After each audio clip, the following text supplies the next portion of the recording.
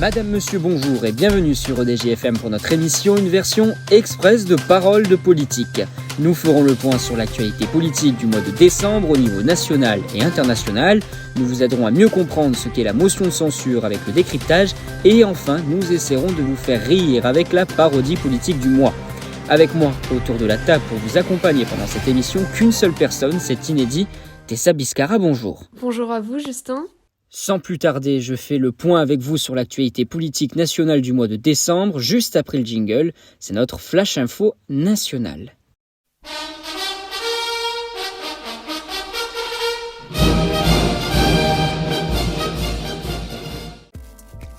« 53,7%, c'est le résultat d'Éric Ciotti au second tour de la présidence des LR.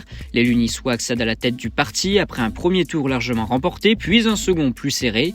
Les Républicains ont choisi une droite plus conservatrice, plus dure. Avec Ciotti, le candidat à la présidentielle de 2027 se dessine aussi, Laurent Wauquiez. Du changement est donc attendu dès la succession en juin prochain. Et de 10 pour Elisabeth Borne, la première ministre a eu recours pour la 10e fois à l'article 49 alinéa 3 de la Constitution le 15 décembre dernier. Le budget est toujours au centre des débats. Le temps presse, indique la locataire de Matignon.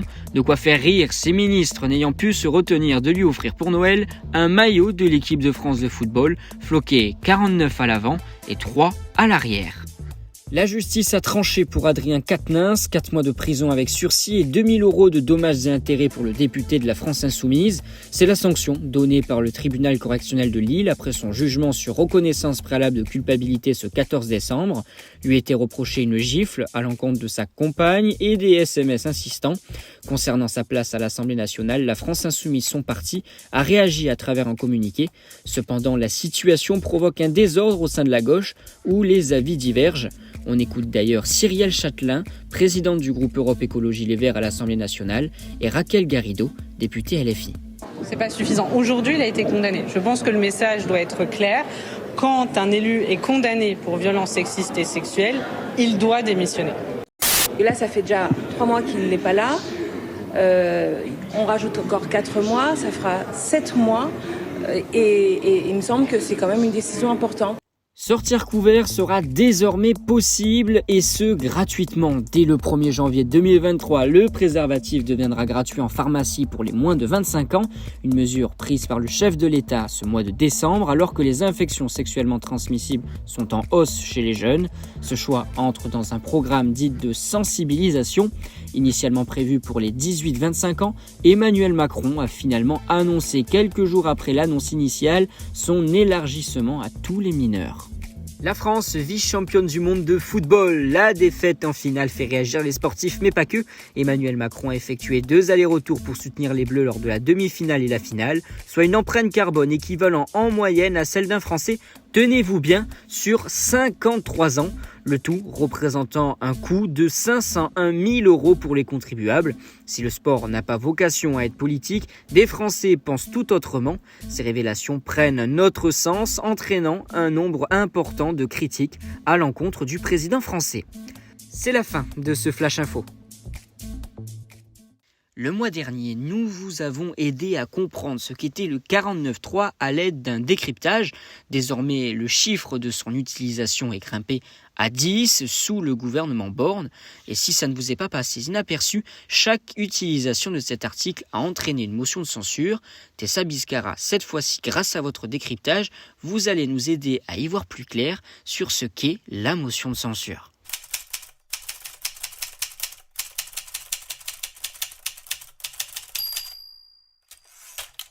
Tout d'abord, un peu de droit pour commencer. Les articles 49 et 50 de la Constitution concernent respectivement la question de confiance et la motion de censure à l'initiative de l'Assemblée. Mais à quoi sert cette motion de censure ? C'est certain, la motion de censure est une arme de l'Assemblée nationale. C'est un moyen pour les députés de tenter de destituer le Premier ministre et son gouvernement. Dans la situation actuelle, après chaque utilisation de 49.3, il y a une motion de censure, mais pourquoi ? Car des députés souhaitent manifester leur mécontentement face à ce passage en force du gouvernement.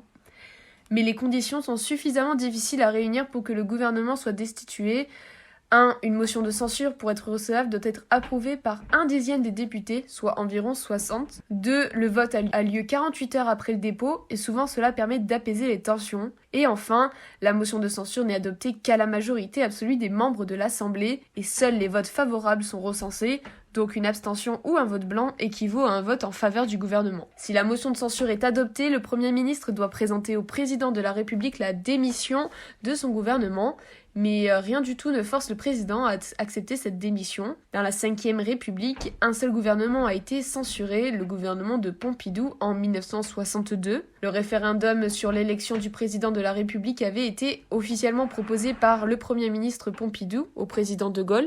Le Parlement offusqué avait censuré le gouvernement. Ici, c'était par rapport à la révision anormale de la Constitution fondée sur l'article 11. En réaction, De Gaulle, lui, avait dissous l'Assemblée nationale et retrouva une majorité écrasante aux élections législatives qui s'ensuivent. Ce dernier, qui avait reçu et accepté la démission du gouvernement Pompidou, nomme à nouveau Georges Pompidou, Premier ministre, un peu pour montrer qui est le patron. C'est tout ce qu'il faut savoir sur la motion de censure. On pourrait aussi rajouter que c'est la France insoumise qui, sous le gouvernement Borne, dépose de plus de motions de censure. Elles ont toujours été rejetées. Le Rassemblement national suit aussi derrière. Le parti de Jordan Bardella a fait le même choix de voter favorablement les motions de censure déposées par LFI, sans pour autant permettre leur vote. Merci Tessa, on reste avec vous pour faire le tour de l'actualité politique internationale du mois de décembre. C'est tout de suite, juste après le jingle.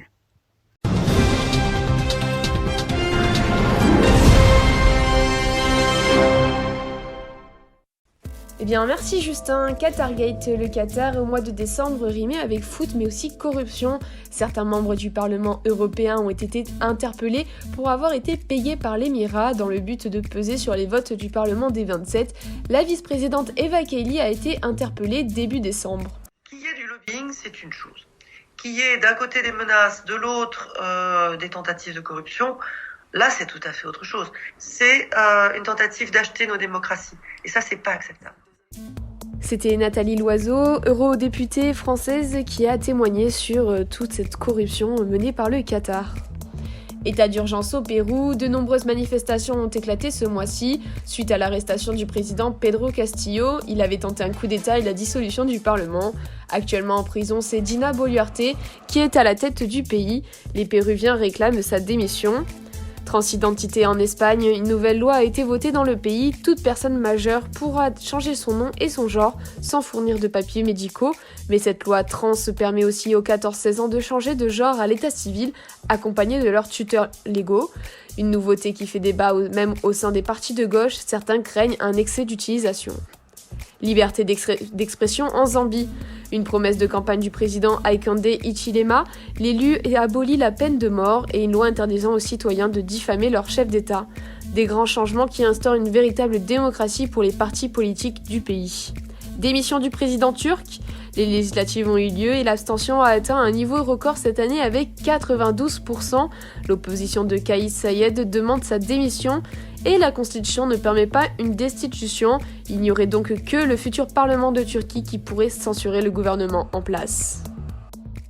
Et on ne manquera pas de suivre l'évolution de toute cette actualité internationale. Merci Tessa. Maintenant, nous allons rire un peu avec les paroles d'à côté.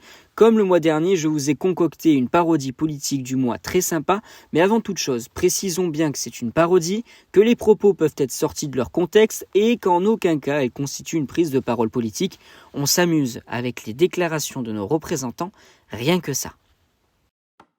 Le mois dernier, les politiques en ont pris pour leur grade avec l'anglais, mais qu'en est-il de l'espagnol ? Bienvenidos a todos. Bienvenidos en su casa. Bienvenue à vous aussi Emmanuel dans notre parodie politique et comme vous le savez, dans le secteur des langues, il y en a un qui est très fort, enfin, plus ou moins. Je suis François Hollande. Évidemment, c'est lui, c'est le boss dans le domaine des langues. Il est plus fort en espagnol, vous allez voir, même si bon, ça reste pas fou non plus. Viva Francia, viva el Perú, vive la amistad entre Francia et le Pérou. François, vous êtes sérieux ? Vous aurez pu demander à Emmanuel Valls au moins. Nacido en Barcelona, naturalizado, francés, diputado de la Nación. Une carrière politique française brillante pour ce monsieur. Enfin, On comprend pourquoi il est parti en Espagne celui-là, il maîtrisait au moins la langue locale. Heureusement pour la gauche, ou pas, il y en a un qui gère particulièrement bien l'espagnol, c'est notre cher collègue Jean-Luc. Français, boum, de elección, de adopción, de amor. A todos mis semejantes, saludo. Un accent exceptionnel, vraiment. Hein. Et à droite, on retrouve Nicolas Sarkozy qui met toujours autant de panache qu'il parle en français, en anglais ou en espagnol. Écoutez-moi ça, ça vaut le détour. Una España fuerte y unida. Viva Catalunya! Bon, il faut être d'accord, parler dans une autre langue nous amène souvent à dire quelques bêtises. D'ailleurs, Valérie Pécresse, vous avez une fine analyse sur le sujet. Un homme qui dit une bêtise, c'est une bourde. Une femme qui dit une bêtise, c'est une gourde. Gourde, c'est pas tout à fait la même chose. Mis à part le fait que la plupart des dirigeants français ont d'énormes difficultés dans les langues étrangères, eh bien, Marine Le Pen, qu'est-ce qu'on peut en conclure pour le peuple français ? Les Français sont des lions dirigés par des ânes. Bon, ça, c'est vous qui le dites. Nous, on veut pas savoir ce que vous pensez. Cela ne nous regarde pas. Que faire ? Qui peut venir nous aider pour améliorer notre espagnol ? Au secours! Ouais, si on veut. Mais bon, une personne vivante, ça aurait été meilleur, je pense. Et une solution au moins pour la République ? Je sais, c'est vous, Christiane Taubira. Vous avez la solution, je le sens. Je vais ce soir